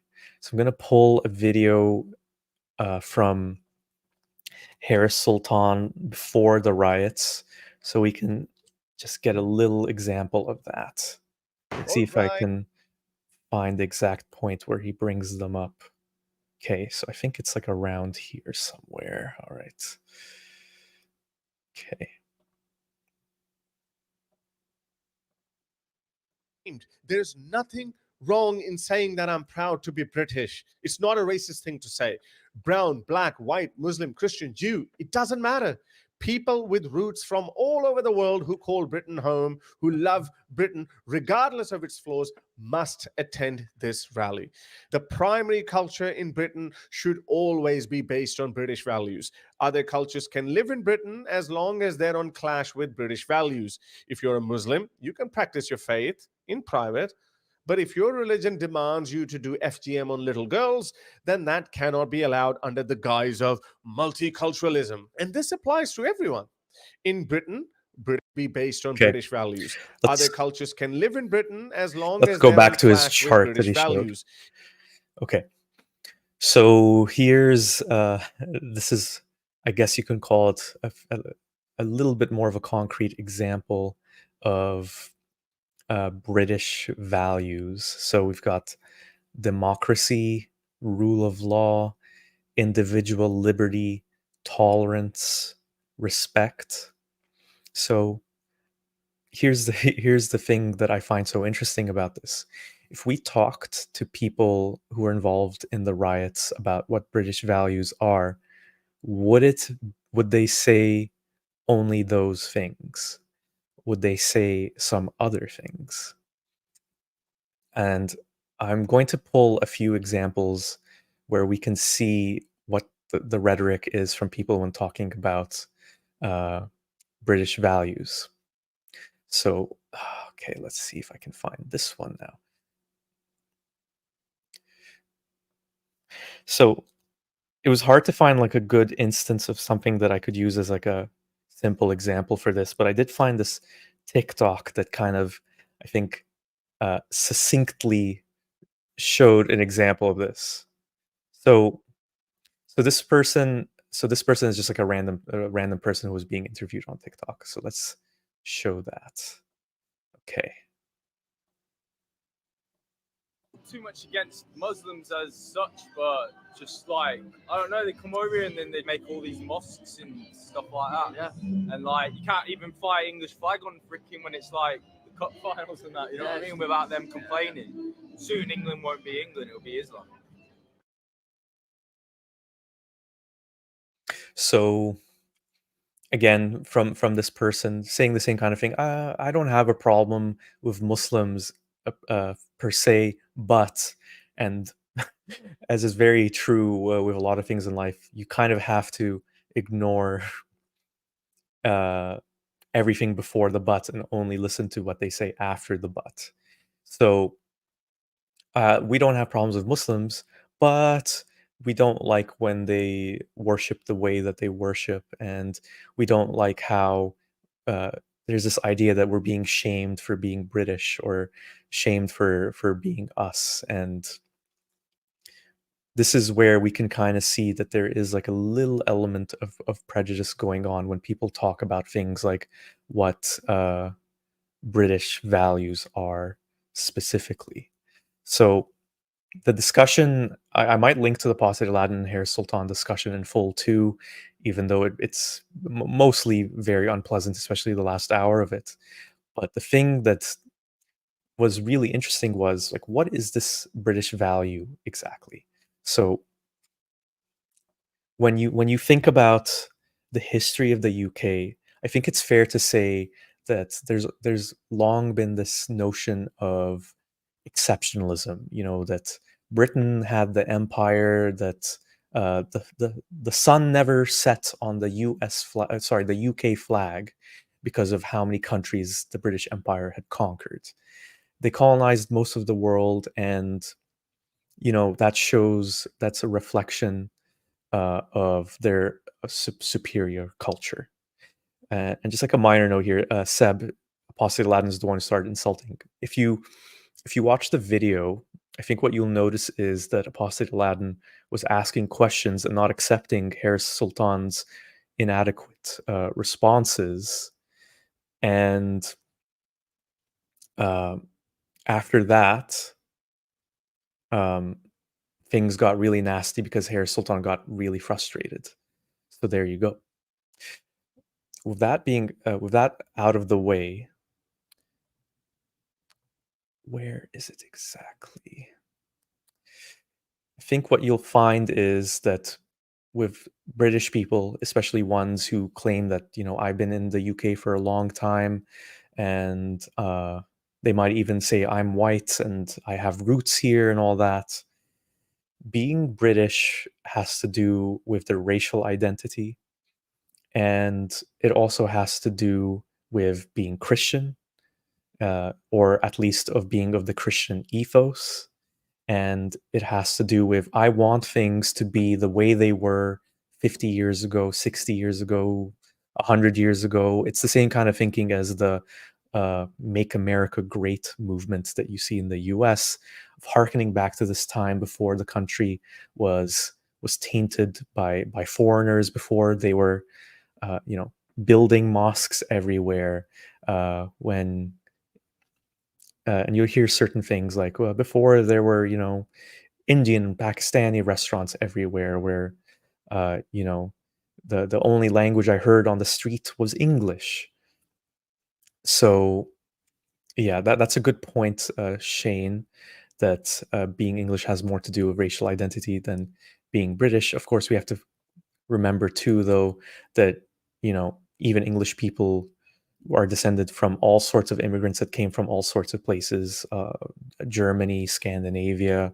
So again, that's the thing about it. So Momo says they don't like the browning of Britain. That's about it. That might be the case for some people. And Hassan Radwan, good to see you here, says, no doubt far-right elements hijack valid concerns about immigration in Islam, but it's also true some high-profile Islamists get away with things that far-right rightly can't, and that's a problem. Very, very well said, Harris. Hassan, sorry. Hassan, sorry if I called you Harris. And I wanted to highlight this the super chat as well from Amon Ra. Interesting to compare Islam with Amish Mennonite. Both isolate from society, both teach outsiders are sinful. Amish/Mennonite have lived isolated in the West hundreds of years with no issue. What is different? Theology itself. So that's an interesting question. I think, just to go back to our discussion about Islam, is, you know, when we go down to the bottom of it, Islam is a religion that encourages spreading, because it's the truth and everyone should know the truth, and it's very easy to convert to Islam. Muslims really seek converts. And a key thing to note here is Islam comes from a very, sure, Amish and Mennonite people have, perhaps to a lot of people, even in the West, odd beliefs. They are still white people coming from a European background, a European culture, North American culture now. For a lot of them, Islam is something that's very separate and foreign. So there's an element of it where it's perceived to be a danger, and that can be a self-fulfilling prophecy. And then, of course, as Shane mentions very well, Amish are very low in numbers compared to the growing numbers of Muslim immigrants. So perhaps Islam wasn't a big deal, especially in countries like Canada, 50 years ago, but it's increasingly becoming a big deal as more and more people go there, go to countries like the UK and Canada. And thank you, Gerwalk. Amish are originally from Germany. Yes. Okay. All right, we've got a couple more videos to go through here. And we're going to end with, I think we're going to end with these. So I'm going to, just to continue talking on this thread of what are these native values? What is an English person? What is a British person? So there's this interview I came across on the LBC radio station. So I think this is a British radio station. And I think it kind of reflects a lot of the problems that we have with people who talk about native values and where Muslims or immigrants fit in with that and why it's also part of the problem.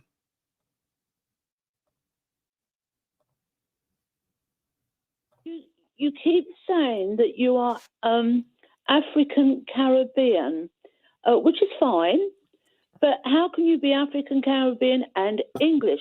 I couldn't be African. I'm English, but I certainly could not call myself African Caribbean.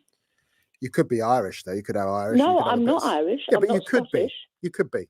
No, I'm not, because I have looked my name right the way back to the Middle Ages, my maiden name, and I'm Anglo-Saxon. Great. But you will never be English. You are African Caribbean. But why will I never be English? Because you're African Caribbean.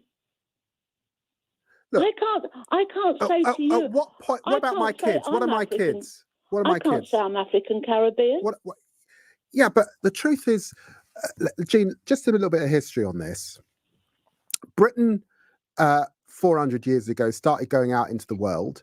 It colonized and conquered a lot of the world. A lot of the world has ended up coming back to the mother country. My parents were part of that generation who came from the Caribbean.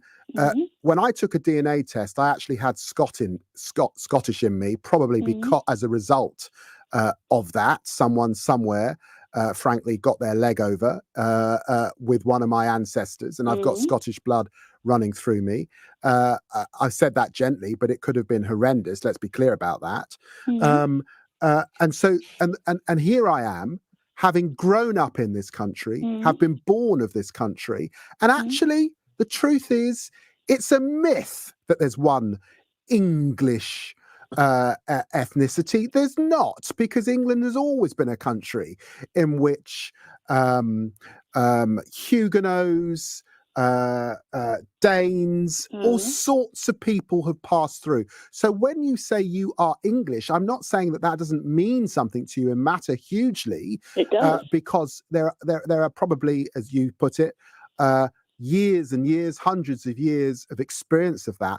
But it is to say that for me, the fact that I was born here and the fact that my sensibilities are English mean that I want to claim that heritage as well. Now, I'm very comfortable saying I'm British, Black British. Of course I am. And I'm very, very proud. No one could say I wasn't, because I talk about it all the time, about my Caribbean roots. And I know the Caribbean very well. But it's to say that I'm English. Sorry? What? You're British, but you're not English. Well, that's the point I think you're making, and I'm disagreeing with that. Tell me, what do you think? What do you think? If I was born in the Caribbean as a white person, I certainly wouldn't call myself. Yeah. Well, I'm afraid Caribbean. you obviously have you ever been to the Caribbean, Jean? I haven't. No, I haven't had the fortune. Well, then you probably don't realise that in countries like Barbados, there are significant white Caribbean populations who have been there for hundreds of years, and they are significantly more Caribbean than I am. Well, all Didn't I know can that, say did is you? the whole world is polluting everybody the way it's going. What's that phrase, pollute? That's the part where I when I was watching this the first time, I was willing to give this caller the benefit of the doubt, but then when you start using the word pollute, that's where, yeah, Spacelia, it's really that bad, isn't it?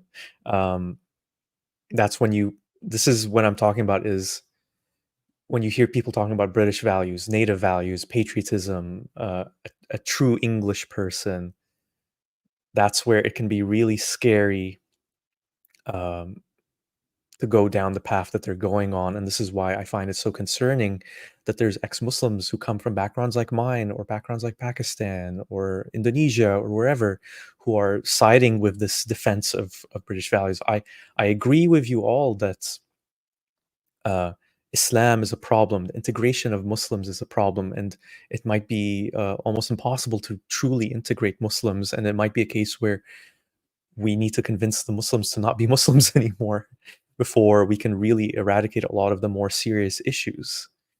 But that doesn't mean that we should just fall in with people who come in with racist motivations, people who come in with agendas where they seek to dehumanize people who don't fit their definition of what they consider to be a true English person, a British person, French person, American, Canadian. That's a good point, Hassan. Anglo-Saxons, the Angles and the Saxons were both Germanic settlers. So there you have it. Like it's an illusion. So let's just finish that video off, though.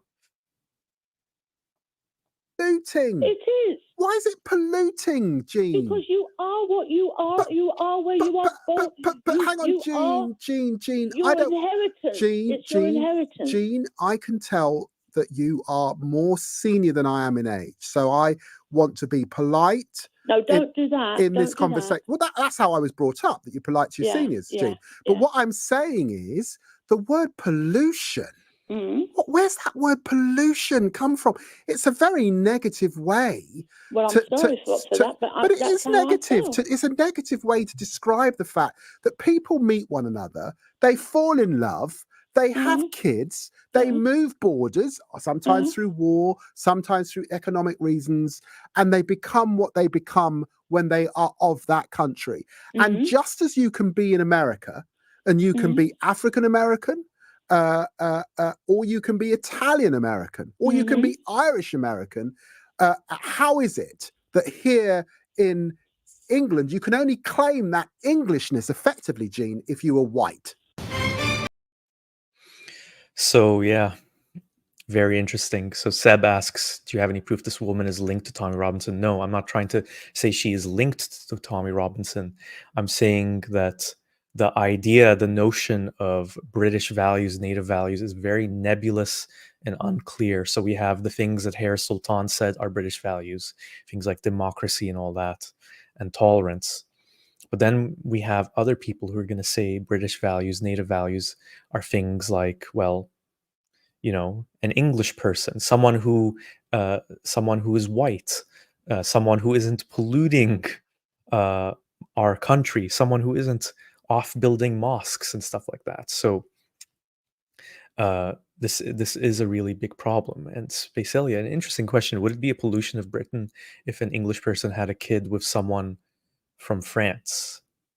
Perhaps that would be a good question to ask this woman. So I don't know. And so now we come to the end, and I suppose I'm just going to leave off with like a big question, you know. A good joke, Shane. Angles and Saxons, go back to Germany. And Seb, yeah, that's a good point. In this case, we are no more talking about values, but also race or identity. But that's the thing. The values, according to the perspective of some people, is tied to the race or identity, because they're not actually talking about values. I think you could even say that it's a dog whistle, that it's really talking about, we want people like us.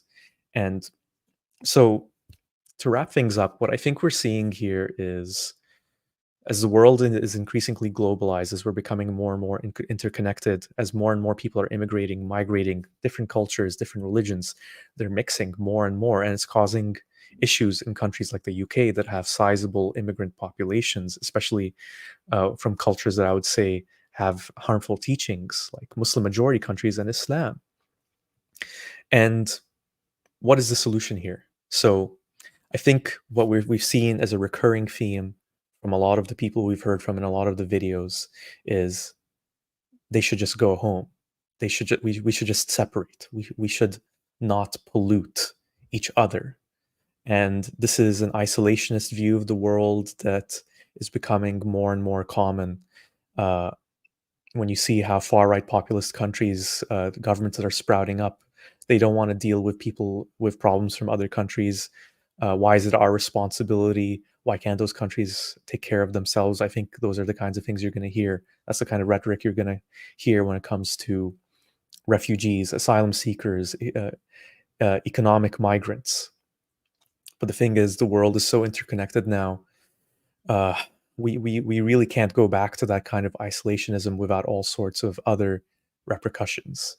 So I think the key thing, if we're going to just talk specifically about a country like the UK here, is more efforts need to be made to integrate communities, immigrant communities, into the mainstream.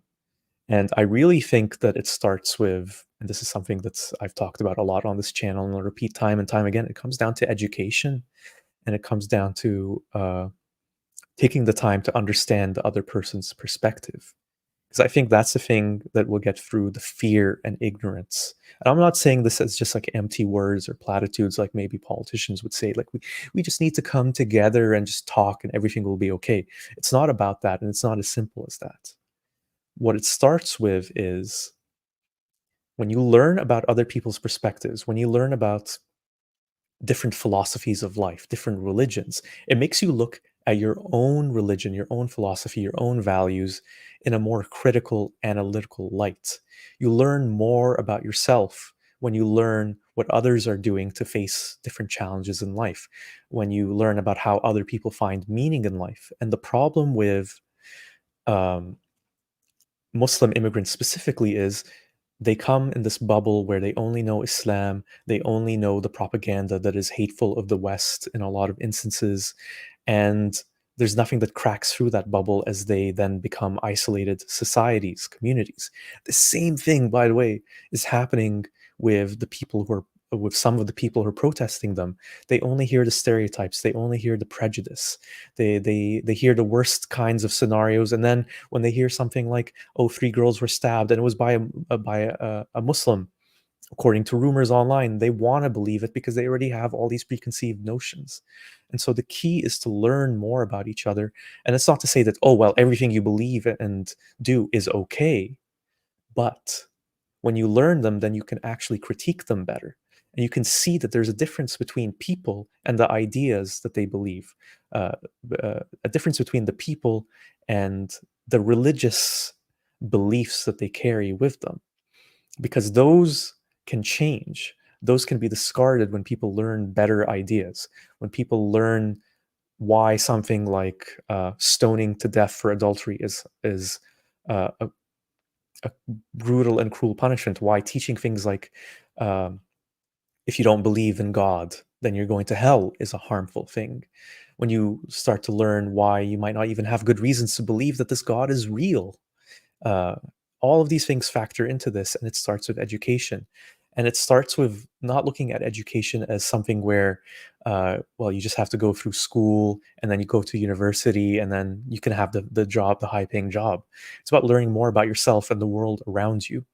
And it starts with schools, but it also starts with programs in places like community centers that are truly representative of everyone.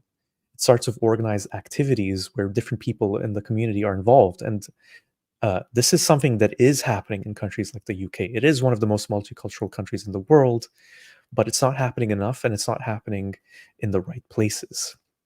And that's where we really need to start addressing the issue. And as Spacelia says so well, be less anti-immigration and more pro-integration.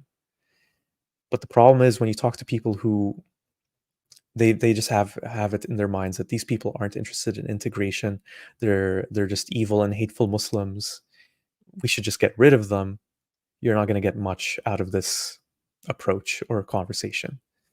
So you know what, I did want to talk about this too, even though there isn't much time. I'm gonna just stop this live stream with a discussion again.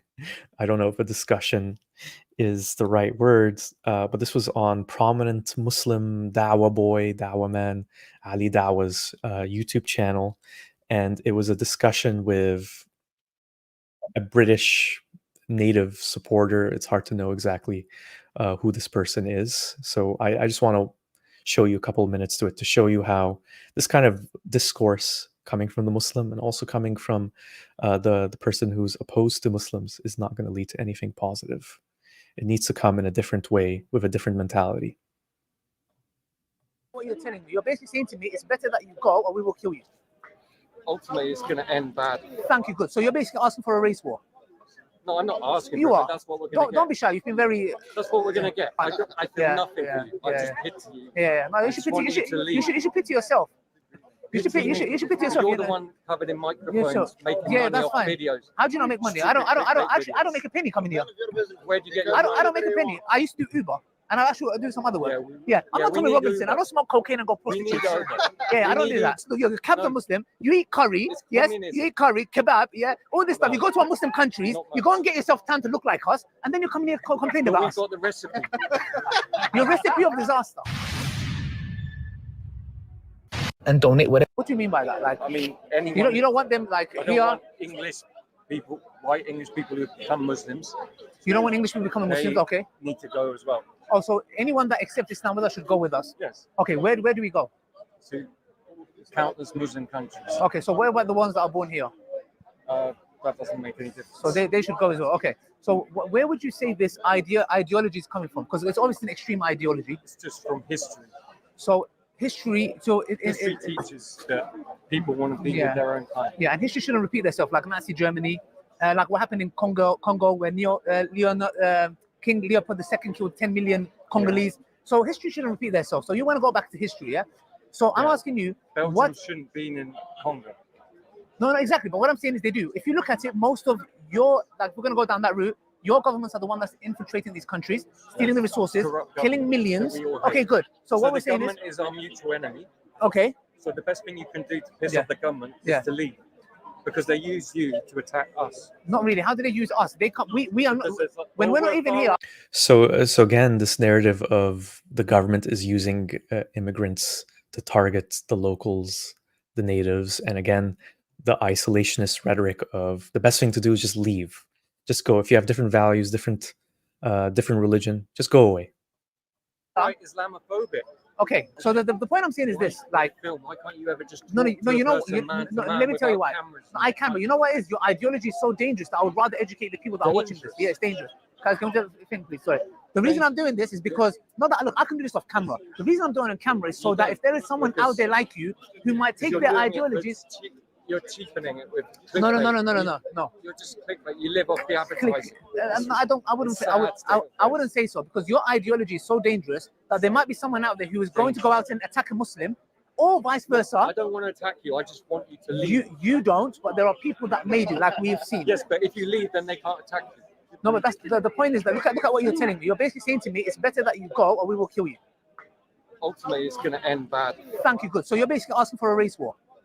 No, I'm not asking. You for it, are. But that's what we're going to get. Don't be shy. You've been very. That's what we're going to get. Yeah, no, that's what you want. No, nobody wants it. You do want that. But that's okay. We're telling you we're having mass Muslim immigration. Okay. That's the only result. So only mass Muslim immigration. Yeah. So not the Romanians who are Christians.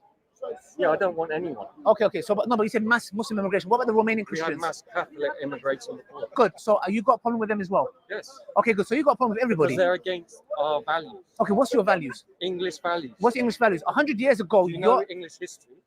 Not really, not that much. So tell me, your parents and your mother used to dress up like a Muslim woman. Your father had the values of a Muslim. If you go to your grandparents and tell them about LGBTQT, they'll tell you we've got nothing to do with that.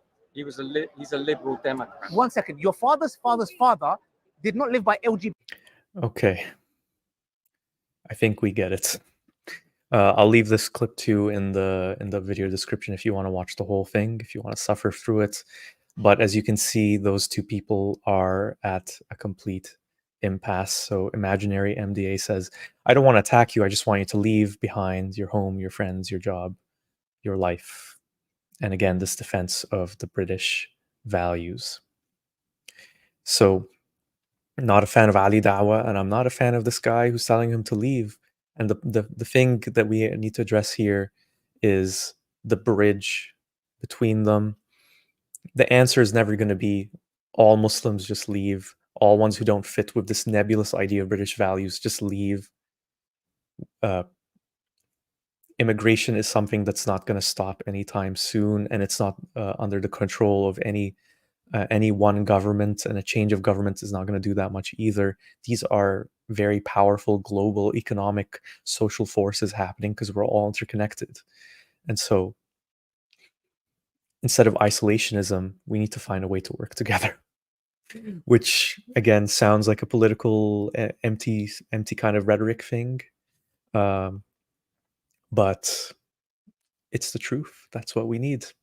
So thank you so much for everyone for tuning in with me here. I really appreciate it. Please like this video if you enjoyed this long, broad discussion. So much to talk about. So much I think that I even managed to get to talk about.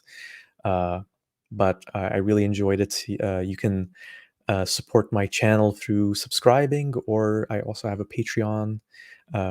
The link for that is below. You can also support me on PayPal. Thank you to my patron supporters listed below. I really appreciate everything that you do to help me keep motivated in doing this stuff. It really helps in finding that motivation that I know that my ideas, my work resonates with so many of you. And yeah, I mean, before we tune